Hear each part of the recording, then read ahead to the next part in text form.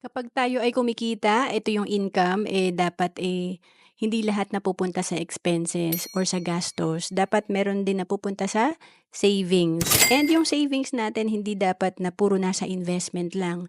Importante meron din napupunta sa emergency fund. And 'pag sinabing investment, ito yung marami tayong puwedeng paglagyan.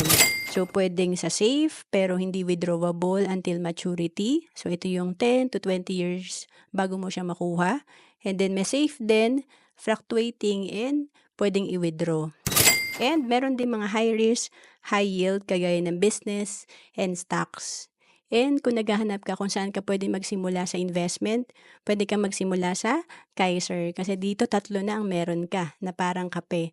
Dito meron kang investment, healthcare, at life insurance. Kaya nga tinatawag namin na level 1 investing. To know more about Kaiser, message mo lang ako sa FB, Roan